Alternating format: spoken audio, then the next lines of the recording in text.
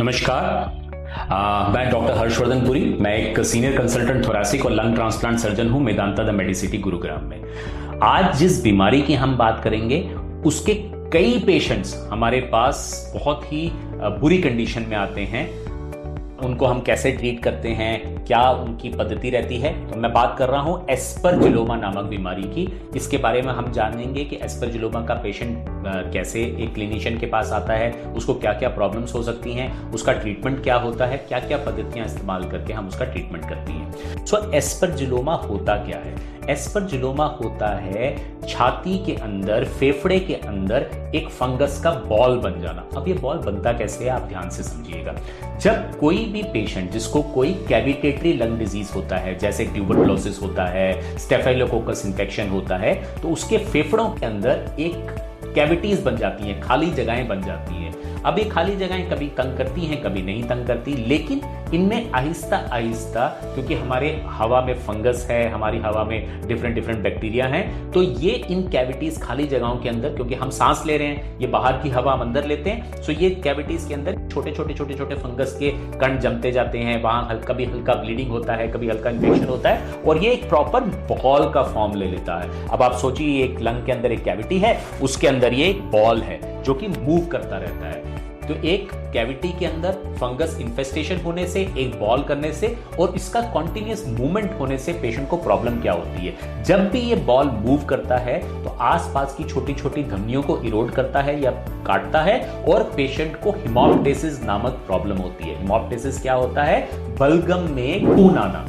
अब ये हेमोप्टेसिस जो है कुछ कंडीशंस में बिल्कुल माइल्ड हो सकता है। सुबह आप उठे, हल्का सा खांसी में ब्लड आया, कभी कभी ये ज्यादा हो सकता है, कटोरी भर के ब्लड आना, और कभी कभी तो आधी बाल्टी भर के लोगों को ब्लड आता है। पेशेंट वहीं कोलैप्स हो जाते हैं। इमीडिएटली उन पेशेंट्स को आसपास के अस्पताल में ले जाना पड़ता है, और यहां तक कि वेंटिलेटर पे भी चढ़ाना पड़ता है। तो एक सिंपल सी बीमारी जो एस्परजिलोमा है वो कर सकती है आपका सिंपल हेमोप्टेसिस से लेके मैसिव हेमोप्टेसिस तक, और कई लोगों में मृत्यु का कारण भी बन सकती है। तो इस बीमारी को कभी इग्नोर नहीं करना चाहिए। इसका पेशेंट जब हमारे पास आता है तो आप समझिए हम उस पेशेंट के साथ क्या करते हैं। जैसे ही कोई पेशेंट हेमोप्टेसिस लेके आता है, बाहर से सीटी स्कैन कई बार हमारे पेशेंट के हुए होते हैं और उसमें एस्परजिलोमा नामक बीमारी बनी होती है, तो हम सबसे पहले इस पेशेंट को एडमिट करते हैं, उसको स्टेबलाइज करते हैं अगर उसको हेमोप्टेसिस हो रहा हो, और कई कंडीशंस के अंदर 2 मेजर टेस्ट करते हैं। पहला टेस्ट होता है एक एडवांस सीटी करके देखना कि हमारी धमनियां कहां हैं, हमारा हार्ट कहां है, लंग्स की कंडीशन कहां है, एस्परजिलोमा कैसा है, ताकि हम उसको सर्जरी के लिए प्रिपेयर कर सकें। दूसरी इंपॉर्टेंट इन्वेस्टिगेशन ब्रोंकोस्कोपी होती है। ब्रोंकोस्कोपी में हम दूरबीन श्वास की नली में डाल के अंदर की पूरी श्वासलियों की जांच करते हैं कि एग्जैक्टली ब्लड आ कहां से रहा है, और इस दोनों इंफॉर्मेशन को हम एक साथ जोड़ देते हैं, सीटी की इंफॉर्मेशन को और ब्रोंकोस्कोपी की इंफॉर्मेशन को, और एग्जैक्टली निकाल पाते हैं कि किस फेफड़े के भाग से ये ब्लड आ रहा है, ताकि हम सर्जिकल प्लानिंग बहुत अच्छी कर सके।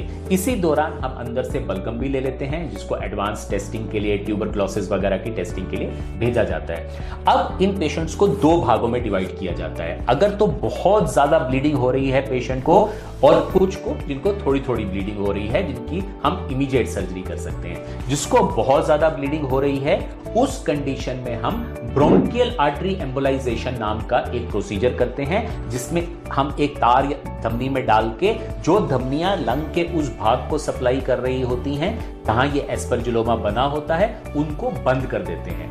ये कुछ लोग समझते हैं कि परमानेंट ट्रीटमेंट है एस्परजिलोमा का, तो मैं यहां बताना चाहूंगा कि ये परमानेंट ट्रीटमेंट नहीं है। ये सिर्फ टेम्परेरी ट्रीटमेंट है, इमीडिएट रिलीफ के लिए और पेशेंट को प्रिपेयर करने के लिए, सर्जरी के लिए। तो उसके बाद पेशेंट को सर्जरी की जरूरत पड़ेगी ही पड़ेगी किसी दिन, क्योंकि हो सकता है महीना बंद रहे आपका हेमोप्टेसिस, हो सकता है 2 महीना, हो सकता है 6 महीना, पर 100% अगर एस्परजिलोमा का कुछ नहीं किया गया तो ये दोबारा रिकर जरूर करेगा।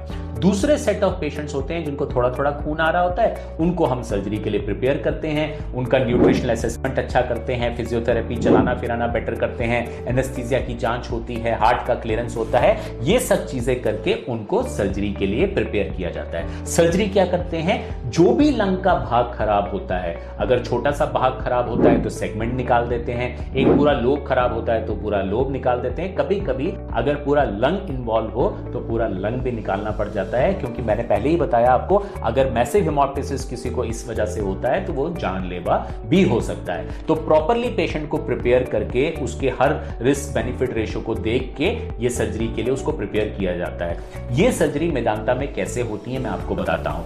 हम ये सर्जरीज को वैट्स के द्वारा 3 छोटे छोटे छेदों के द्वारा करते हैं, और कुछ कंडीशंस में जिसमें लंग की बहुत बुरी हालत होती है, पहले कुछ जमाने में, आज से 10 से 15 साल पहले, हम कन्वेंशनल ओपन थोरेकोटॉमी करते थे। फेफड़े को, ये छाती को पूरा खोलते थे, रिब्स को तोड़ते थे, हमारे हाथ अंदर जाते थे और ये सर्जरीज करते थे। अब ऐसा कुछ नहीं होता, एक छोटी सी मिनी थोरेकोटॉमी करके 12 से 14 सेंटीमीटर की हम ये सर्जरीज कर सकते हैं। हमारे हथियार जो हैं वो अत्याधुनिक हो चुके हैं। तो या वैट्स के कारण या मिनी थोरेकोटॉमी करने के कारण मेदांता में इन सर्जरीज के जो रिजल्ट्स हैं वो बहुत ही एस्टॉनिशिंग, बहुत ही बेटर हैं। पेशेंट अगले दिन सुबह वार्ड में शिफ्ट हो जाता है, हफ्ते भर के अंदर पेशेंट जो है वार्ड से डिस्चार्ज हो जाता है। वार्ड में जब वो होता है, वो एक्सटेंसिव फिजियोथेरेपी कर रहा होता है, ट्रेडमिल पे रनिंग कर रहा होता है, एयर साइकिलिंग कर रहा होता है, ब्रेथ होल्डिंग कर रहा होता है। ऐसी एडवांस फिजियोथेरेपी करा के पेशेंट को बिल्कुल नॉर्मलाइज करके इन सर्जरीज के बाद हफ्ते भर के अंदर उसकी छुट्टी हो जाती है और उसको इतनी खतरनाक बीमारी से पूरी तरह से निजात मिल जाती है। कुछ लोग मुझसे पूछते हैं कि इतनी एडवांस सर्जरीज मेदांता में बहुत कॉस्टली होंगी, तो ऐसा बिल्कुल नहीं है। कई जतन करके हमने इन सर्जरीज का जो प्राइस है वो काफी कम कर दिया है, ताकि आम जनता भी इस सर्जरीज का फायदा उठा सके। तो हमने आज देखा एस्परजिलोमा क्या है, इससे हेमोप्टिसिस कैसे होता है, उसको कंट्रोल कैसे किया जाता है, और अच्छी सर्जरी करके मेदांता में इंस्टीट्यूट ऑफ चेस्ट सर्जरी में इन पेशेंट्स का इलाज कैसे किया जाता है। धन्यवाद।